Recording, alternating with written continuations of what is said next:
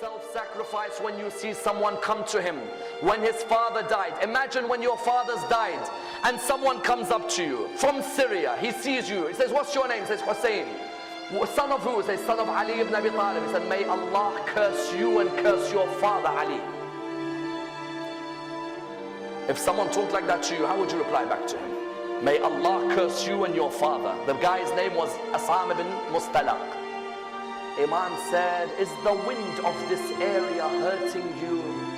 Or maybe you've had a disagreement with your wife. Is there a shelter for you to stay in?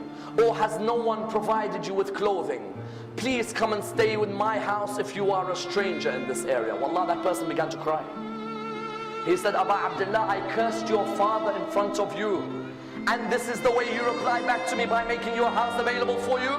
He said, this is the family of Rasulullah and the way we treat people. People may come and curse us, but we come back with morals, because our grandfather Rasulullah came to perfect the morals of mankind. And that's why I will never forget the greatest self-sacrifice before Karbala. Notice none of these stories are anything to do with Karbala. Before Karbala and the battle of Nahrawan, the soldiers who were caught by Ali ibn Abi Talib were standing there. One of the soldiers, you all know him very well.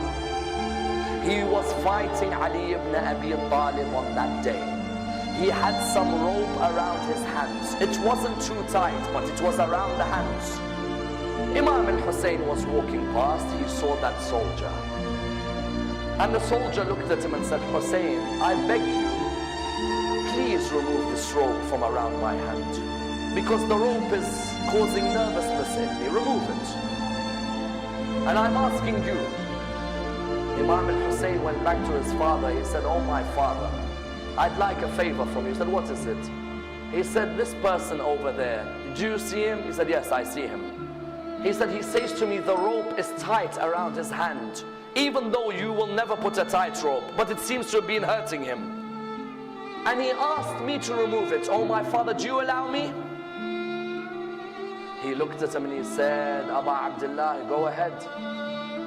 Aba Abdullah, why do you want to answer this? He said, Father, when someone asks through me, how can I reject?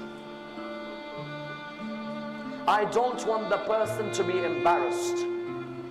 When you realize who this person is, that's when you realize how magnanimous a man this man is. He went back to the person.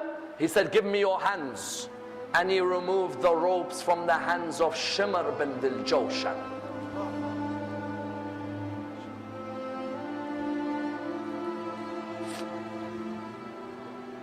Tell me, which mercy did he show to you when he sat on your chest on the afternoon in Karbala?